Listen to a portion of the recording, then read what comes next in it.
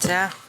Байнгын орны дарга гишүүдэд Монгол Улсын засгийн газраас 2026 оны 6 дугаар сарын 12-ны өдөр өргөн мэдүүлсэн нийгмийн дадлын ерөнхий хууль нэмэлт өөрчлөлт оруулах хуулийн төсөл болон хамт өргөн мэдүүлсэн хуулийн төсөл Улсын их хурлын гишүүн бэ Төвшин нарын 41 гишүүн 2025 оны 5 дугаар сарын 9-ны өдөр өргөн мэдүүлсэн нийгмийн дадлын ерөнхий хууль нэмэлт өөрчлөлт оруулах хуулийн төсөл Улсын их хурлын гишүүн А. Ариунзян нарын 8 гишүүн 2026 оны 6 дугаар сарын 4-ний өдөр өргөн мэдүүлсэн нийгмийн дадлын ерөнхий хууль нэмэлт өөрчлөлт оруулах хуулийн төслүүдийг нэгтгэн анхны хэлэлцүүлгийг 2026 оны 6 дугаар сарын 30-ны өдрийн чуулганы нэгдсэн уралдаанаар явуулж эцсийн хэлэлцүүлэгт бэлтгүүлэхээр байнгын орон шилжүүлсэн. Чуулганы нэгдсэн уралдаанаар анхны хэлэлцүүлгийг явуулах үед хурлаан даргагчаас өгсөн гүйцэн боловсруулах чиглэлийн дагуу Монгол Улсын их хурлын чуулганы уралдаан дэгийн тухай хуулийн 42 дугаар зүйлийн 42-2-ийн 1 дэх заалтыг баримтлан зарчмын зөрүүтэй 4 саналыг бэлтгэн танилцуулж байна. Зарчмын зөрүүтэй саналыг та бүхэн тараасан болно. Байнгын орны дарга эрх мэгшүүдээ ажлын хэсгээс боловсруулсан зарчмын зөрүүтэй саналыг хэлцэн шийдвэрлэж өгөх хүсье.